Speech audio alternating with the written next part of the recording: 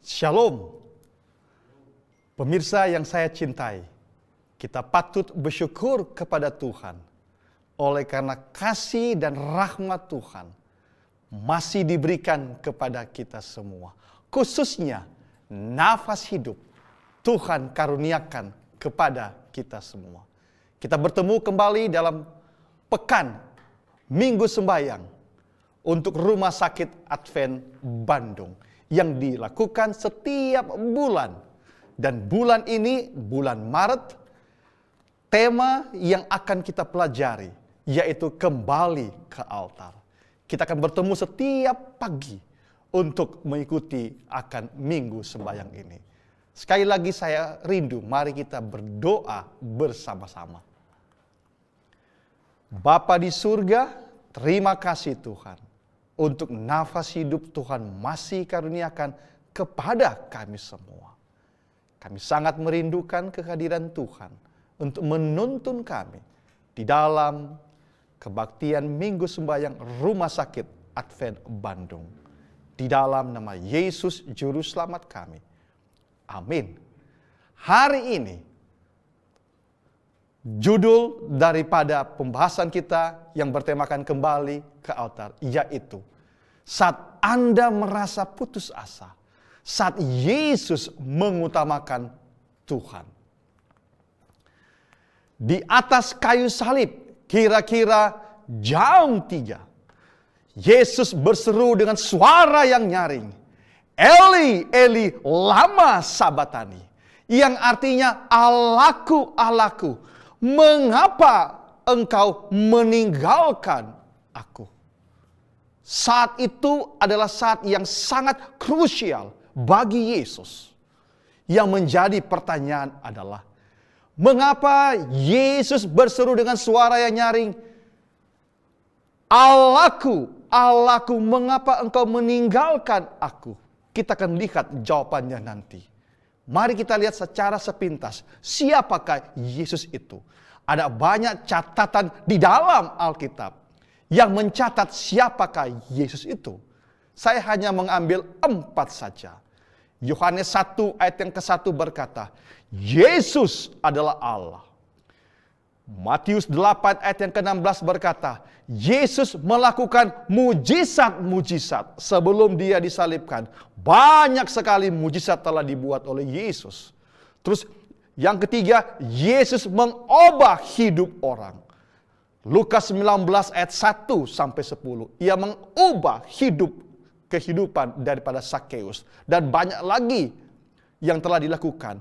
Dan yang luar biasa adalah Markus 16 ayat yang ke-19 berkata, Yesus berada di surga, duduk di sebelah kanan Allah Bapa. Namun, di saat yang sangat krusial itu, Yesus terpalang di atas kayu salib.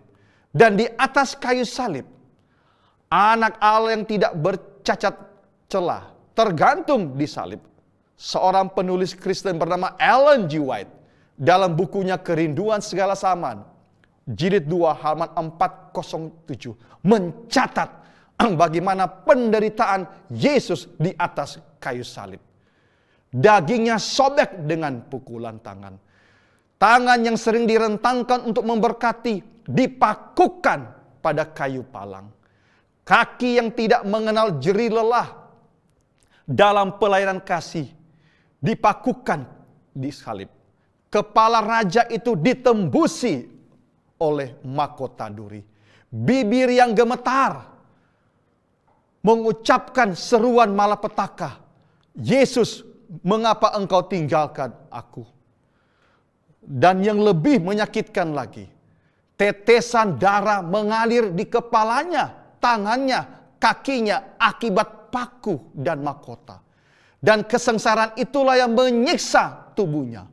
Serta ia merasakan kepedihan yang tidak terperikan, di mana jiwanya merasakan bahwa wajah Bapa disembunyikan pada waktu ia disalib. Tidak heran Yesus berkata, Allahku, Allahku, mengapa engkau meninggalkan aku? Di saat itu, Yesus merasa Bapa sepertinya meninggalkan dia. Ketika kita mengalami banyak cobaan, pergumulan dalam hidup ini, dan ketika kita dalam masalah, dan Tuhan tidak segera menolong kita, terkadang kita berpikir dan berteriak di dalam doa kita, di mana Tuhan? Kenapa Tuhan tidak menolong saya? Kenapa Tuhan sepertinya meninggalkan saya? Seperti seruan Yesus di atas kayu salib, kita juga mungkin akan berseru dengan suara yang nyaring, Eli, Eli lama sabatani, Allahku, Allahku, mengapa engkau meninggalkan aku? Karena kalimat yang sama yang diucapkan oleh Yesus di atas kayu salib. Mungkin juga kita mengucapkan hal yang sama kepada Yesus. Yesus, mengapa engkau meninggalkan aku? Mengapa engkau tidak menjawab doa-doaku? Mungkin kita akan berkata, Tuhan, saya sudah setia kepada Tuhan.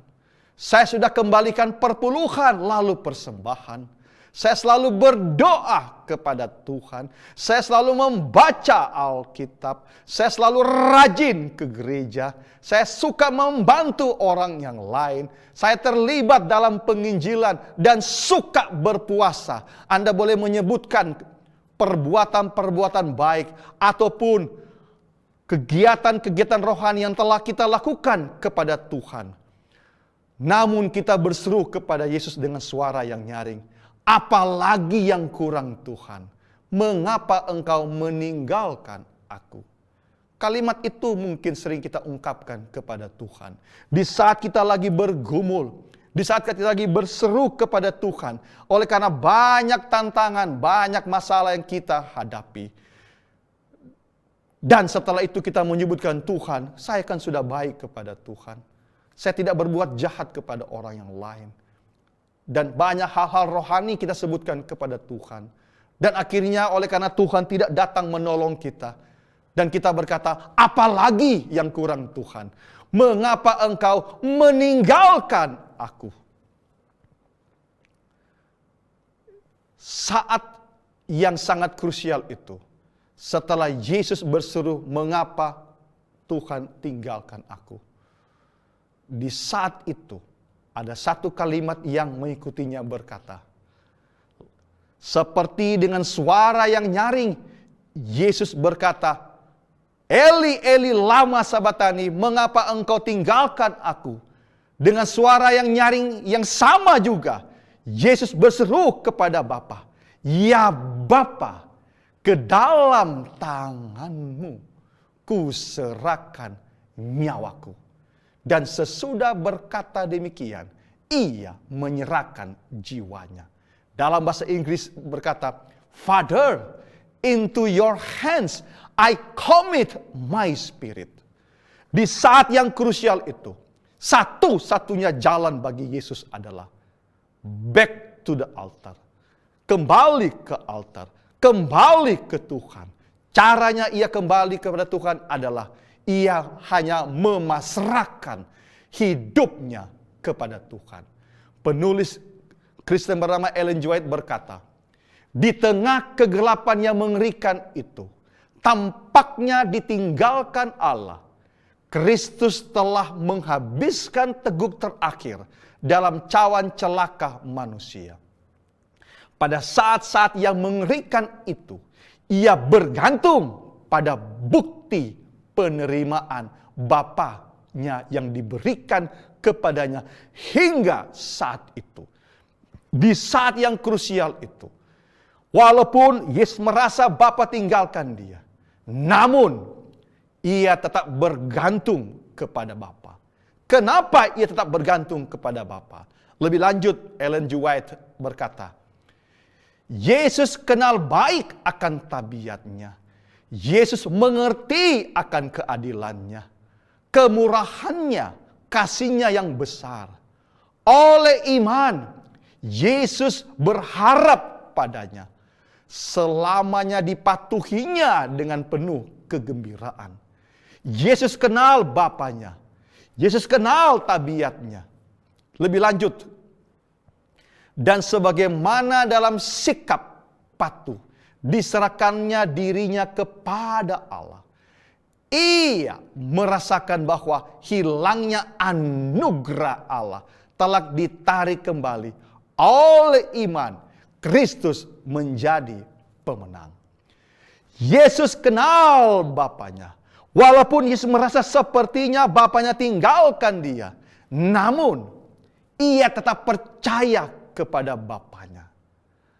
Pemirsa yang saya cintai, saudara-saudari yang saya kasihi, kalau saya mau bertanya kepada kita semua yang hadir pada pagi ini, pernahkah engkau menghitungkan kebaikan Tuhan di dalam hidupmu?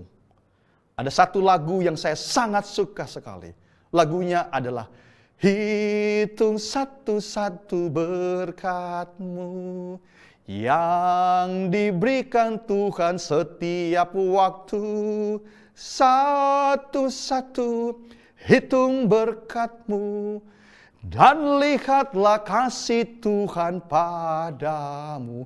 Seperti Yesus, ia telah merasakan tuntunan kebaikan Bapa di dalam hidupnya. Makanya walaupun di saat yang sangat krusial itu, ia diuji, namun ia tetap percaya akan kebaikan Bapaknya. Demikian juga Anda dan saya. Kalau kita menghitung akan kebaikan-kebaikan Tuhan di dalam hidup kita, masakan satu doa yang belum dijawab, atau satu doa yang ditunda dijawab oleh Tuhan, kita berkata dengan entengnya kepada Tuhan, Tuhan, mengapa Engkau tinggalkan aku? Padahal ada begitu banyak doa-doa yang kita bawakan kepada Tuhan. Begitu banyak kebaikan-kebaikan yang Tuhan telah berikan kepada kita. Namun kita lupakan itu. Gantinya semua kebaikan-kebaikan, semua doa-doa yang kita bawakan kepada Tuhan, yang telah dijawab oleh Tuhan, luntur. Hanya satu doa yang terakhir yang belum dijawab. Kita katakan, Tuhan, mengapa Engkau meninggalkan aku? Begitu cepat kita melupakan Tuhan. Begitu cepat kita melupakan kebaikan Tuhan. Yesus di atas kayu salib, ia tetap patuh kepada Bapaknya. Ia tetap punya iman kepada Bapaknya. Tidak heran Kristus menjadi pemenang. Seorang penulis Kristen berkata dalam bukunya 2 Testimonies jilid 2, halaman 167. Berjalanlah di atas papan iman yang seksama. Percayakan semua pada janji Tuhan. Percayalah pada Allah dalam kegelapan. Itulah waktunya memiliki iman. 1 Korintus 5 ayat yang ke-7. Dalam bahasa Inggris dikatakan, walk by faith, not by sight. Berjalan dengan iman, bukan dengan memandang. Di saat kita lagi bergumul, di saat kita lagi merasa sepertinya Tuhan tinggalkan kita, di saat sepertinya doa-doa kita sepertinya belum dijawab oleh Tuhan, dan rasa takut, rasa putus asa, frustasi menghampiri hidup kita. Siapakah kita ini yang tidak pernah merasakan betapa banyak pergumulan hidup ini? Namun, di saat kegelapan itu, itulah waktu yang paling indah. Anda dan saya memiliki iman. Iman itu akan nyata dan teruji, bukan dalam keadaan waktu yang baik, tetapi manakala kita berada di dalam kegelapan, di dalam kesulitan, di dalam tantangan, disitulah iman Anda dan saya diuji. Dan Tuhan mau melihat, apakah di saat kegelapan yang menghampiri hidup kita, apakah kita masih mengingat Tuhan di dalam hidup kita? Apakah kita masih mengingat kebaikan Tuhan di dalam hidup kita? Sebagaimana Yesus patuh dan percaya pada Bapanya, kita juga harus percaya akan kebaikan Yesus dan patuh pada Yesus. Dan oleh iman kepada Yesus, kita menjadi pemenang. Setiap kali kita akan menghitung kebaikan Tuhan, makin sering kita hitung kebaikan Tuhan, maka awan kegelapan akan hilang dalam hidup kita. Makin sering kita menghitung kebaikan Tuhan, makin kita lebih dekat kepada Tuhan. Makin kita mencintai Tuhan. Karena Tuhan begitu baik dalam hidup kita. Dan makin kita patuh dan setia kepada Tuhan. Walau banyak badai menghampiri. Kalau kita tetap punya iman kepada Yesus, kita menjadi pemenang. Seberat apapun pergumulan kita, seberat apapun kesulitan yang kita hadapi, percayalah, Yesus lebih besar dari pergumulan kita. Yesus lebih besar daripada problema kita. Yesus lebih besar daripada kesulitan kita. Kenapa? Karena Yesus adalah pemenang di atas kayu salib. Karena Yesus adalah juru selamat kita. Karena Yesus adalah pencipta kita. Dan kita adalah ciptaan. Sekali Yesus menolong kita, Yesus yang sama waktu yang lalu, yang telah menolong Anda, Yesus yang sama juga pada hari ini dan hari yang ke depan, Ia akan bersama dengan kita. Oleh iman kepada Yesus, oleh berharap kepada Yesus, oleh mengingat akan kebaikan-kebaikan Yesus di dalam hidup kita, apapun pergumulan kita, dengan pertolongan Tuhan, kita pasti menjadi pemenang. Tuhan memberkati kita. Biarlah sepanjang hari ini, di dalam menjalankan aktivitas kita, kita melakukan dengan penuh sukacita. Oleh karena kita percaya ada Yesus bersama dengan kita. Oleh karena kita percaya kebaikan-kebaikan Yesus akan kita rasakan sepanjang hari ini. Sekali lagi mari saya undang, kita tunduk kepala dan kita berdoa. Bapa di surga, terima kasih Tuhan.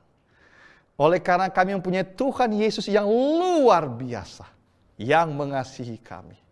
Sungguh Tuhan, kasih-Mu begitu banyak, kebaikan-Mu begitu luar biasa di dalam hidup kami. Begitu banyak kebaikan Tuhan sampai kami tidak bisa lagi menghitung berapa banyak kebaikan Tuhan dalam hidup kami. Oh Tuhan, ajarlah kami untuk mengutamakan Yesus di dalam hidup kami, dalam berbagai kesulitan kami. Biarlah Tuhan dengan selalu mengingat akan kebaikan Tuhan, kembali kepada Tuhan, percaya kepada Tuhan, kami akan menjadi pemenang-pemenang di atas dunia ini. Tolong kami Tuhan, manusia yang berdosa, yang seringkali meragukan akan kasih Tuhan. Ampuni ya Tuhan akan kelemahan dan kekurangan kami ini. Karena kami menyadari kami butuh tuntunan Tuhan di dalam hidup kami. Inilah doa dan permohonan kami Tuhan. Sertai kami sepanjang hari ini. Di dalam segala kegiatan dan aktivitas kami. Biarlah hidup kami sepanjang hari ini akan menjadi hidup yang menyenangkan hati Tuhan. Dan menjadi berkat kepada orang yang lain. Di dalam nama Yesus Juru Selamat kami. Amin.